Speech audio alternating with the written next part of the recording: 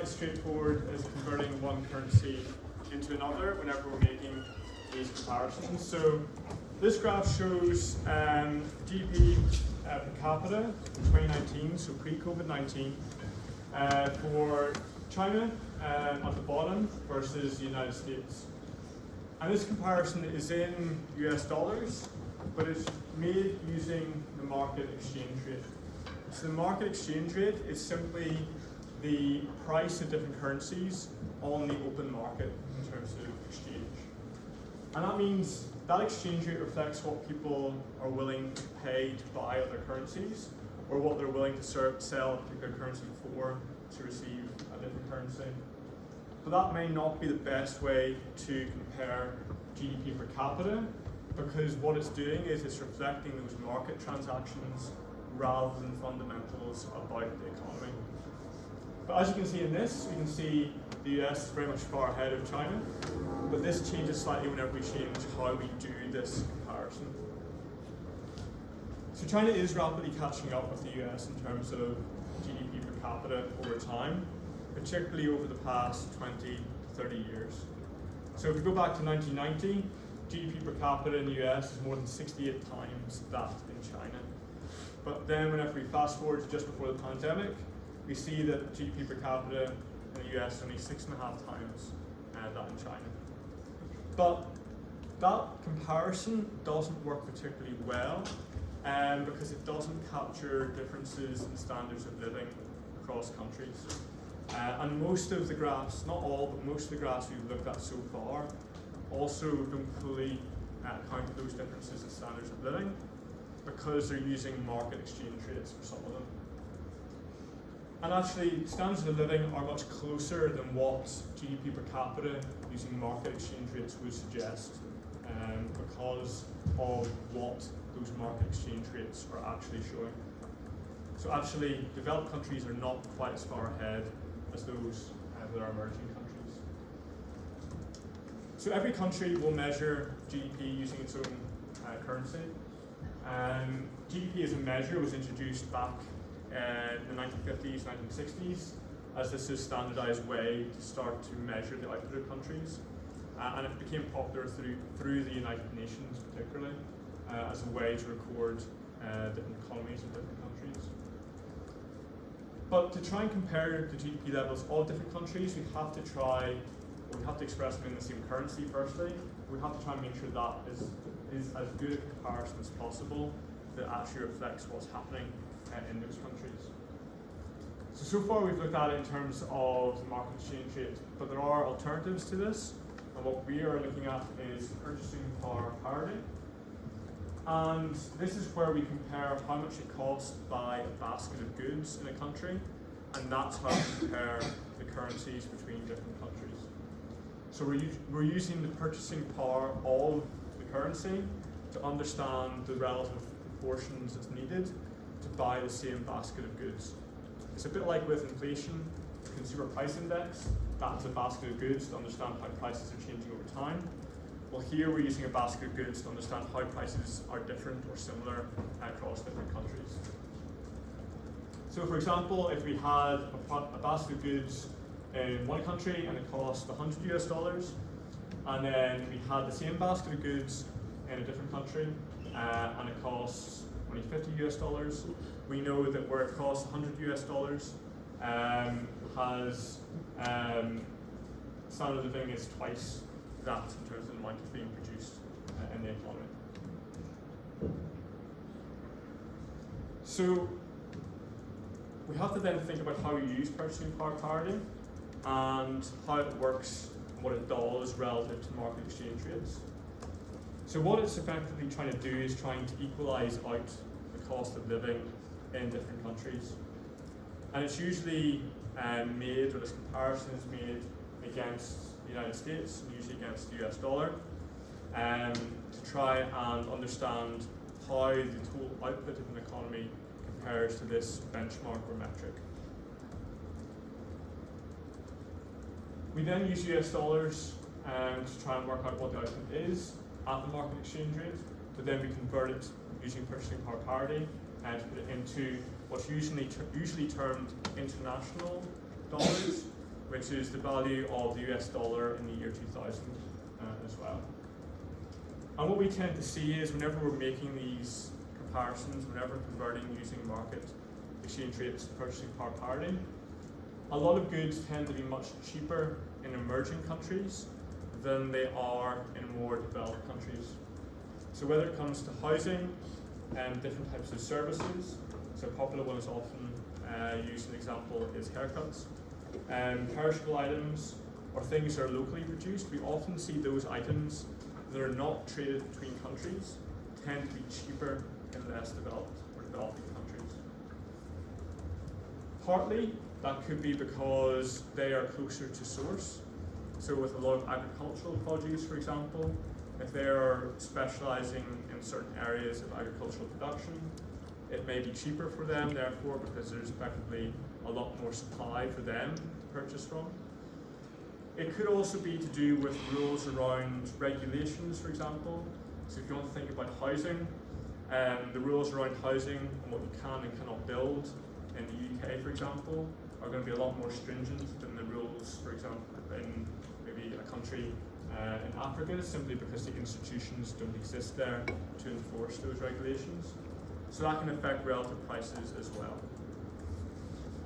But what we tend to therefore see is these non-tradable things, these goods and services that do not go across country boundaries, tend to be much cheaper in emerging countries than in developing countries. And whenever this is taken into account, whenever we use purchasing power parity, it tends to compress that gap between those more developed countries and those that are catching up. So if we look back at the example of China, we can see that once we use purchasing power parity, there is still a substantial gap in GDP per capita, but it is almost, not quite, but almost doubled the GDP per capita for China in US dollars by using purchasing power parity. So it does have a substantial effect on how we think about standards of living in different countries, because we have to account for actually what's happening within that country, not simply what's happening on a market for different currencies where they're being traded, because that doesn't reflect what's happening within countries overall.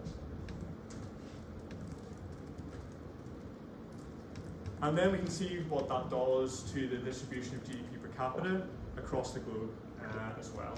So this map shows GDP per capita, US dollars, current prices, so that's using market exchange rate. And we can see that there are substantial areas in areas of the South American continent, across Africa, that are quite far behind, but the main leaders are in North America and Western Europe. However, whenever we use international dollars, this is being put into purchasing power parity, the distribution changes quite substantially. Yes, there are areas that still continue to lag behind, particularly across the continent of Africa. However, the distribution across most of the rest of the world is a lot more compressed. There aren't the same extremes or disparities. Those that were leaders are still leaders, but they're not leaders by as much, because we take into account for standards of living within countries as well. So that's sort of the technical aspect to do with economic growth, and we have to bear in mind how we're measuring it, because it's only whenever you make relevant comparisons you can actually understand what's going on, so you don't end up with some erroneous outcome based on the mechanics of what you've done with your comparison. The second sort of area within macroeconomics that we're covering is to do with the business cycle. So we talked a lot about economic growth, and obviously that's changed over time. And from that perspective, we tend to think about long-run change over time. So maybe economic growth averaged over 10 years, 20 years. Here we're thinking about business cycle, which is much more short-term, and it may even be what's happening within a particular year, so from quarter to quarter. So almost all countries tend to grow, and we saw that in one of the diagrams. We saw there's only a handful of countries that over the past 60 years or so have actually seen their economy shrink over time.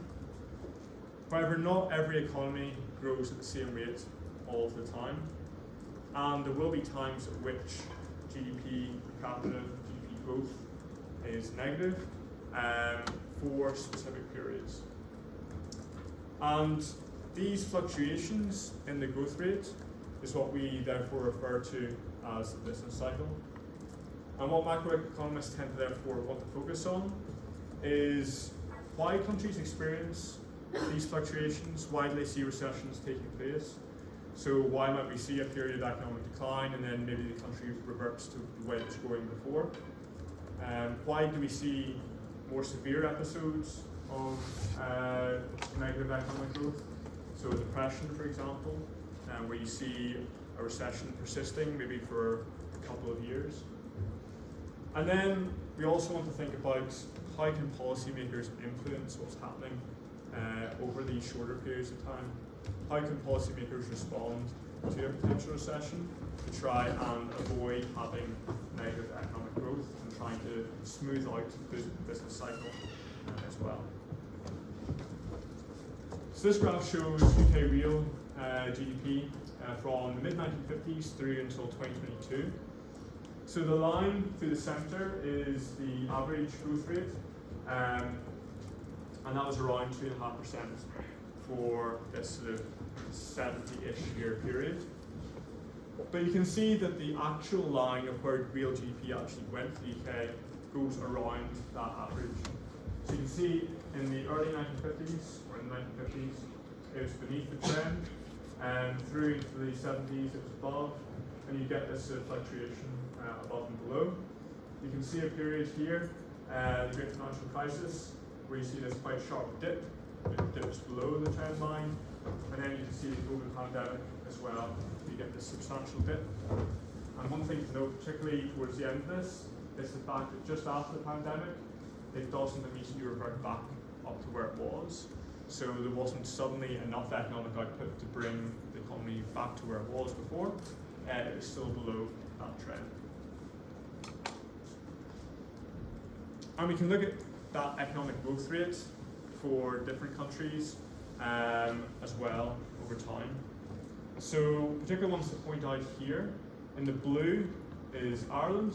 You can see that for most of the period of time in the 70s and into the 1980s, it's mixed in with everybody else in terms of economic growth. Then whenever we get to the 1990s, we can see what's known as the Celtic Tiger. There's very strong economic growth at a time when other countries weren't experiencing that. And that's one of the key things about these comparisons, it's quite relative to other countries.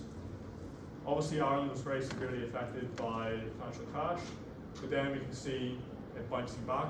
Well, of course we have this random spike, and this is where Ireland's GDP figures in 2015 produced this massive growth rate for the economy of about roughly 20 to 25%, which of course the economy hadn't suddenly changed by that amount. It was an issue to do with recording of data, something we'll cover later on as well.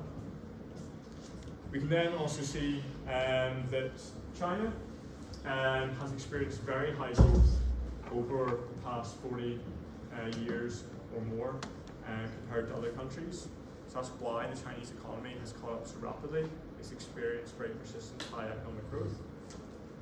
And then most of the other countries are relatively similar over time. Some, for example, Mexico has experienced very regular recessions that have been quite deep.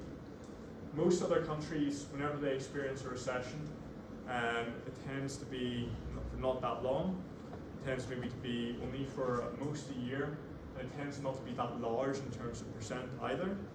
But it's still, even if it's 1%, if you have a very wealthy country, 1% is a very big amount of output that's being lost.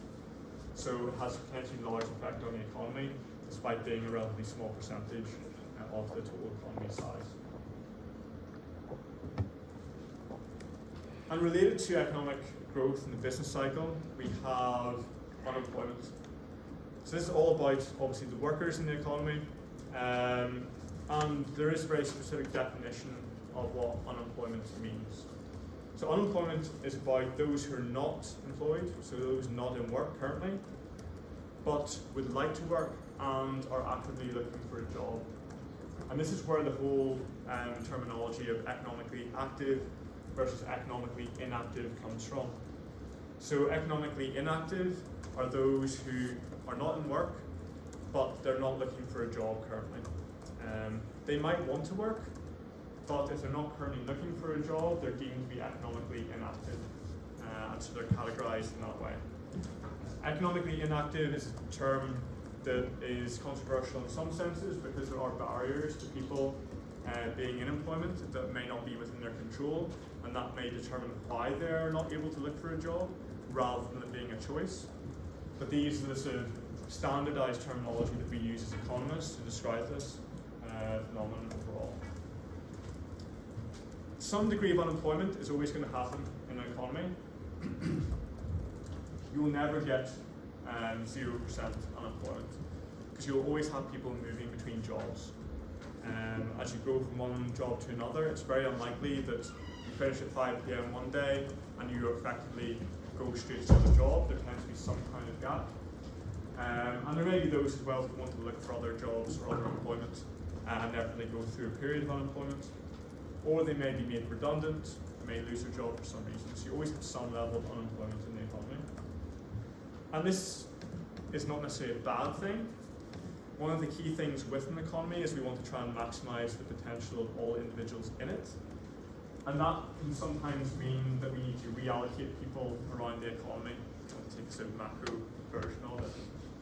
And therefore people may want to move jobs, people may develop new skills that allow them to move up into a higher paid, higher skilled job.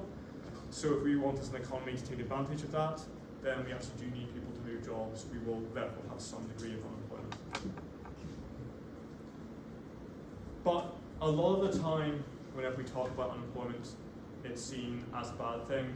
And from a macroeconomic perspective, where we're focusing on the overall picture, high unemployment is bad.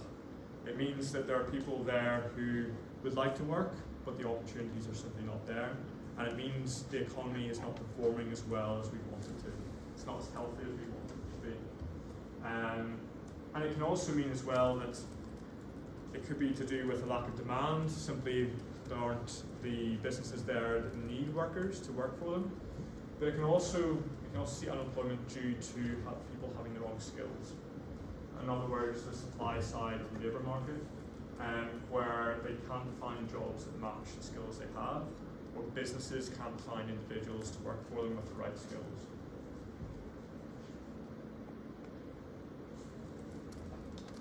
So macroeconomists therefore do focus a lot on unemployment.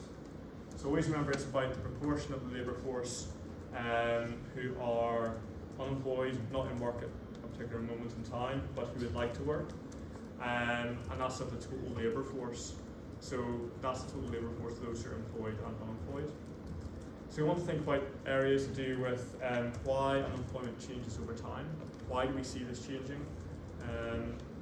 Why are some workers unable to find jobs? Why have we ended up in a situation where there is this mismatch between the skills of the workforce and what businesses need?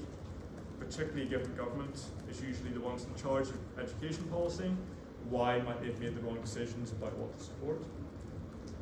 Why would some workers be unable to find jobs? Are there other reasons? Other problems within the country in terms of different regions having different issues? Is there a natural or a healthy level of unemployment that maybe policymakers should aim for? And why do we see unemployment rates differ between different countries? Why might you see two economies in two different countries have very similar levels of GDP per capita, yet one might have quite high unemployment compared to the other? What might be the reasons behind that? And we can look at the UK unemployment rate to see and understand a bit about what's happening in the UK economy. So this goes back to 1983, and you can see there are quite big fluctuations or changes over time in UK unemployment. By the time we get through until 2022, just after the COVID-19 pandemic, unemployment is actually at quite a low level compared to historically. And indeed, it's at a level which hasn't been seen really since the 1960s in terms of unemployment. And currently, most recent data shows that unemployment in the UK is 4.4%. In Northern Ireland, it's actually lower than that. It's, I think, 2 point something percent. and that's one of the lowest levels of any UK region.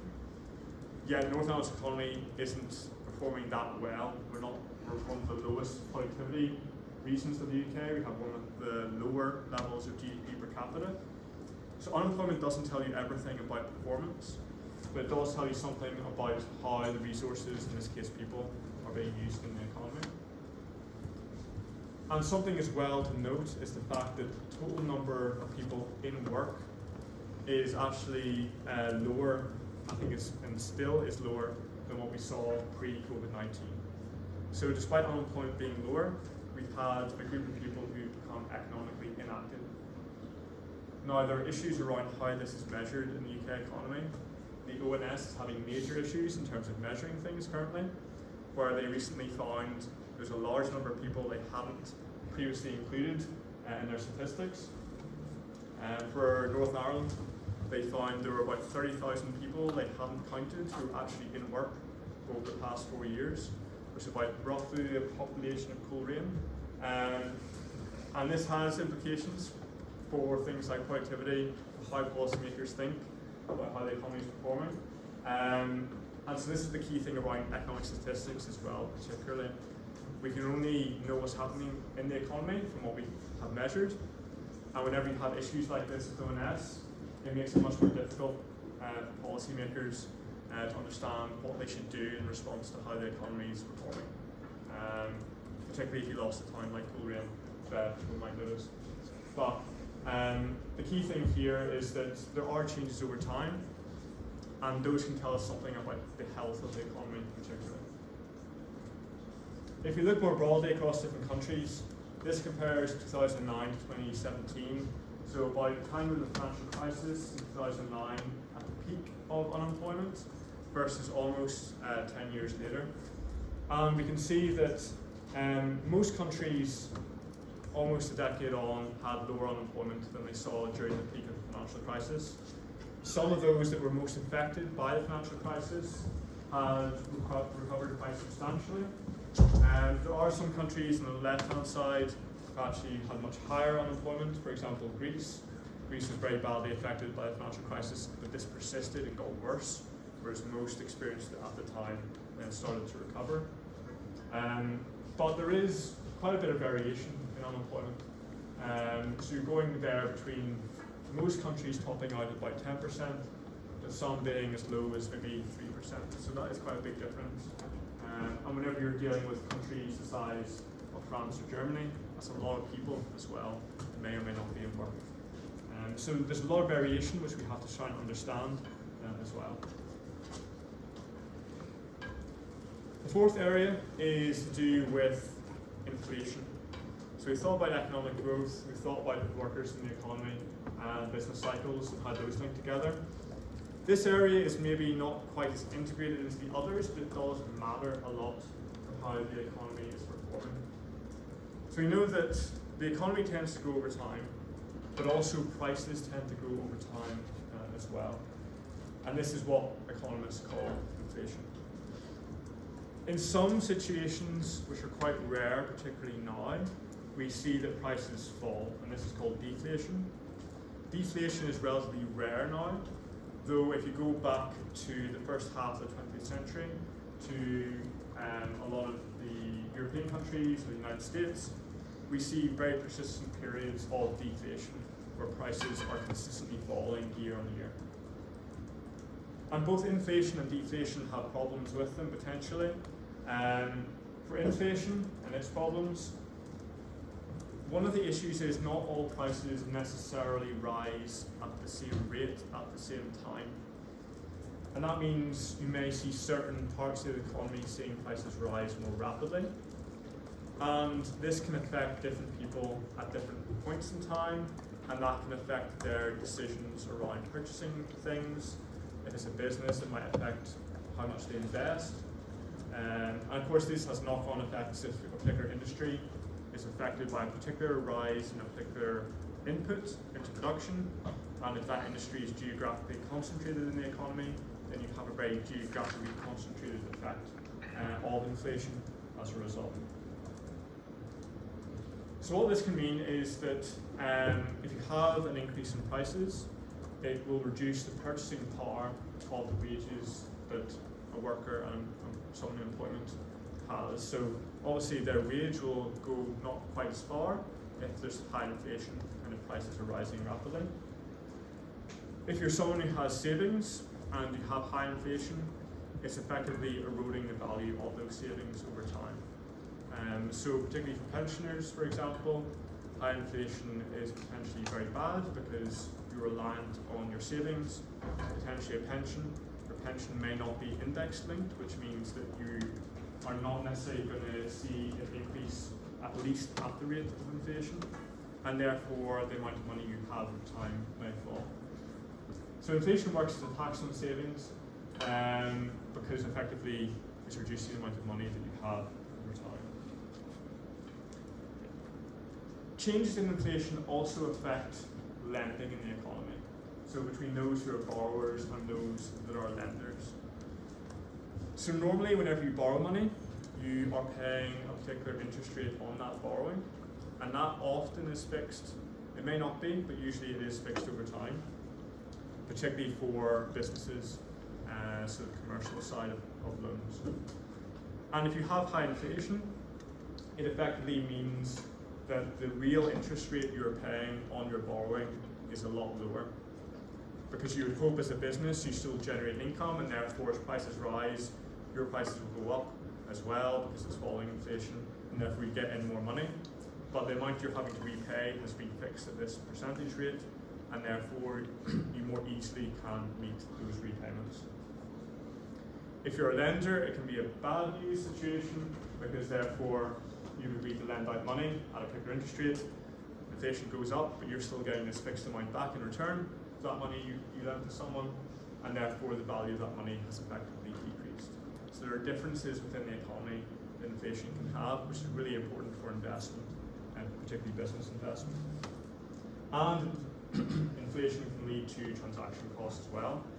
These things need to be written into contracts, and if you have uncertainty around inflation, it means businesses are maybe reluctant to invest in the same way, and therefore with less uncertainty, less investment, and potentially less economic growth as well.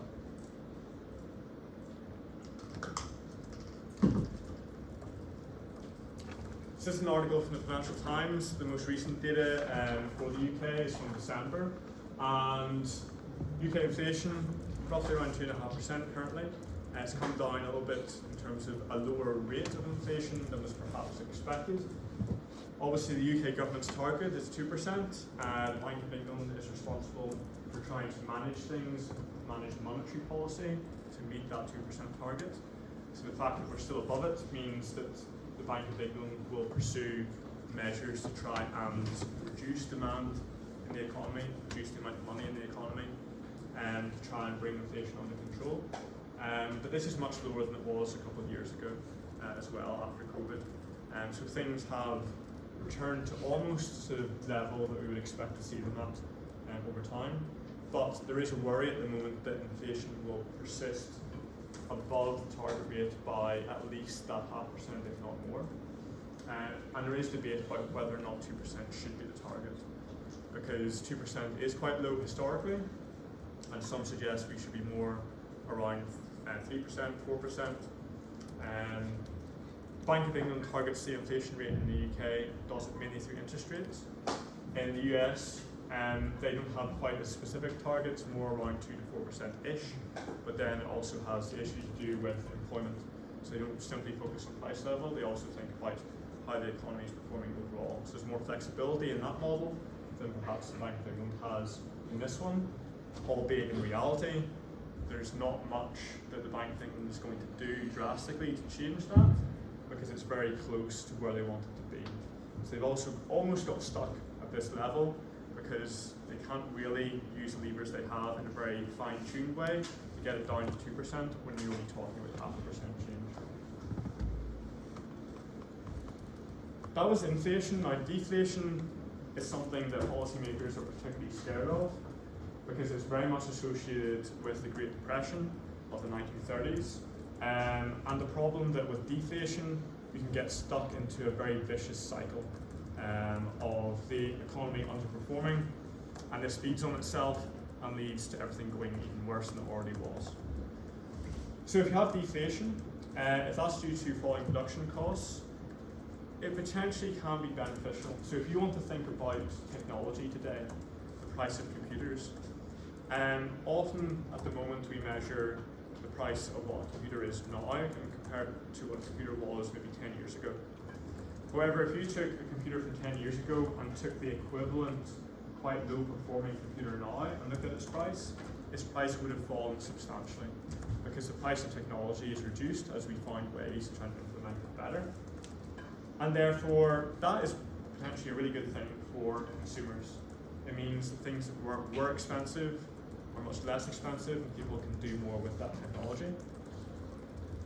However, if consumers particularly expect prices to continue to fall over time, then they may decide not to spend money today and rather wait until tomorrow whenever prices are lower. And this can effectively become a self-fulfilling prophecy, because if everyone starts waiting for prices to fall, demand in the economy falls, and as demand in the economy falls, those who are selling goods and services have to try and reduce their prices anyway to try and generate sales to survive economically. And this can end up leading to a recession being triggered in the wider economy. And this can be particularly problematic, not just for business, but really for government as well, to do with government borrowing. So those that lend money during periods of deflation are potentially much better off, because they've lent money out at this fixed rate, but prices are falling. They're getting a fixed amount of money back, but that money can now do more. It has more purchasing power because of the period of deflation. And therefore, they're going to look good at the situation that's a good situation to be in. But those who have borrowed money are potentially in a very difficult situation, because as prices fall, they may find it difficult to sell their good or service to actually meet their repayment costs. And because it's deflation, in real terms, those deflation costs, those repayment costs have gone up. And therefore, you'll find a lot of businesses who have borrowed money during periods of deflation go out of business. And this is effectively what happened in the Great Depression. Is where you had businesses who could no longer keep up with the repayment plans that they had, and therefore went out of business. With more people unemployed, that led to less demand in the economy, downward pressure on prices, more people go out of business because of more deflation, and becomes a vicious cycle.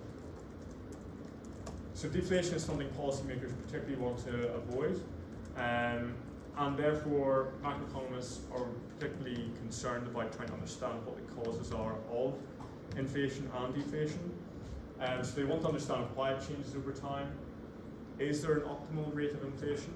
So is 2% what the Bank of England should be targeting? And what can be done to target inflation?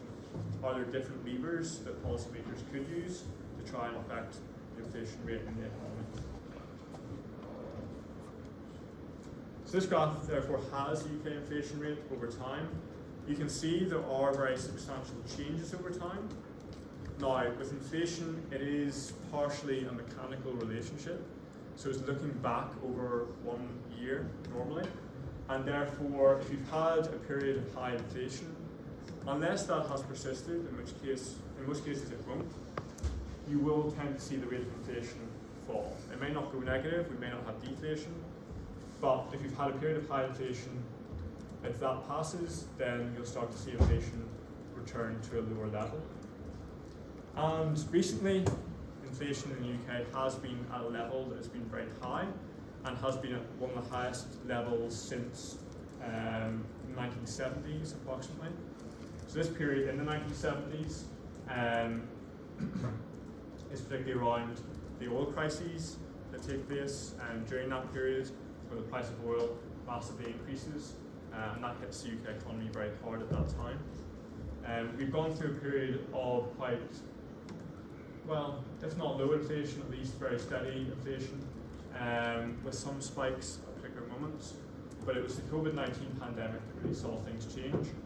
And because things didn't immediately return to normal, inflation has remained relatively high since. And inflation does vary a lot between different countries. Partly because each country may specialise in certain industries, and so it may have different input prices into what it wants to import for what it produces. But also it will depend on the policy that different countries introduce, particularly for those that might have their own currency. The amount of money in the economy can influence the rate of inflation as well. So you see the UK here, so in the top half of these countries, whenever we look at inflation just before the COVID-19 pandemic. You can see that in 2008, in the yellow bars, there were a lot of countries with very high inflation. And for policymakers at that time, that was a big concern, and therefore there was the view that that needed to be effectively stamped out very quickly to avoid the potential for a vicious circle that we previously saw with the Great Depression happening again with the financial crisis as well. The fifth area in terms of macroeconomics, which maybe traditionally wouldn't be quite as seen as part of it, but is important nonetheless, is to do with economic inequality. And this can take many different forms. What macroeconomists tend to focus on is around income particularly, usually how income therefore affects wealth, and particularly around the share of income in the economy between those who are working, in other words, labour in the economy, versus the amount of income that capital is effectively getting. So capital in this sense is like machinery, buildings, physical assets. Whenever you have a business, you're combining human capital, people, with physical capital. So you're combining labour and capital together in the production process. And whenever that produces profits, those are shared between those who own the business and those who work for it. So macroeconomists care about how that share of income is distributed between labour and capital. So what we want to think about is how the share attributable to labour changes over time. What drives inequality between the incomes of different workers? Is it simply because they're working in different industries in different parts of the country, or is it something to do with the skills that they have at a wide macroeconomy level? So if the economy is relatively low skilled compared to a different country, is that explaining why labour has a certain share of income? And then what policies might affect income inequality as well over time? What can policymakers do that might change the amount of income individuals receive in the economy compared to maybe those who own business or capital? And one of the related concepts to this is the Gini coefficient. So this is about showing the level of inequality in an economy and a population. So we have in these graphs the total percent of the population. So if you start on the left-hand side, that's the first person. If you end up on the right-hand side, that's the 100th person, for example, if you only have a population of 100. And then on the y-axis, you have what they possess in terms of, for example, income. So if everybody had exactly the same share of income, then everybody would be on this diagonal line, and there would be no inequality. We'd have perfect equality. But as everyone doesn't tend to receive the same amount of income, we get this thing called the Lorenz curve, where those who are poorest in society have a relatively small share of total income in the country, and those at the top end of the distribution tend to have a relatively higher share of income. And the yellow area is what's referred to as the Gini coefficient, because it's measuring that area relative to the overall area of that triangle, and it shows you how unequal a particular country is, the higher that number is as well. And so you could get to the stage we have total inequality, where basically one person owns everything and everyone else owns nothing. So those are the 5 main areas that macroeconomists want to think about most whenever they're understanding how the economy is currently performing. But what is underneath a lot of that is how economists approach these issues, how economists think. And what you'll see as we go through this module is a lot of what we're doing is coming up with models of how the economy works. And these models are there to try and simplify things. They're trying to remove aspects that are quite complicated so that we can understand overall what's happening, and so that we can maybe understand what the effect might be of a particular policy change, for example. So often these models are mathematical, and they're trying to show the different relationships between different variables. They don't have to be 100% realistic to achieve what they want to achieve. So as you'll see with the models we'll do during this course, some of them have quite large simplifications and assumptions that are made. But what the idea behind them is that it tries to represent the key aspect of the economy that we want to look at. So it's designed in a way to resemble that aspect. But whenever you're designing it to resemble this particular aspect, it often means other aspects of the economy have to be ignored. And that's something we'll look at whenever we look at the different models we cover. So those are some different quotes from a couple of different economists, and also Karl Marx as well, which sort of focus on the fact that yes, a lot of what economics, particularly macroeconomics, has to do is simplification. Because in effect, if we didn't simplify these things, we would never fully understand what's happening in the economy. And in terms of the justification for using models, it's trying to produce clearer thinking. And that's something we're going to be focusing on particularly as we go through the different models and learn how they work. And that means we have to make sure the assumptions are clear. If the assumptions are clear, then hopefully the conclusions are valid, and therefore what's happening with discussion around different models is what those assumptions should be. It's not about how the model necessarily works, but how the assumptions create that model in the first place. And one of the issues and one of the reasons why we use models in macroeconomics is we can't really do natural experiments in the same way, because we're talking about whole economies. So unless we have a specific example that is a natural experiment, macroeconomists have to rely on models to understand what's happening. So we do have to recognize that the economy is very complex. There's no single correct model that answers everything we want to know.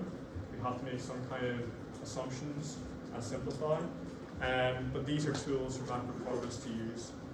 But the key thing to take away from this is you always have to be aware of what the assumptions are if you're to understand why we reach particular outcomes with them. So the final thing I just want to show you before we wrap up is with Canvas. What we've covered today is uploaded under topic 1, and the intro slides as well are uploaded here under the homepage part. Please make sure you read the module outline. That's everything to do with the course. But that's it for today. We will be continuing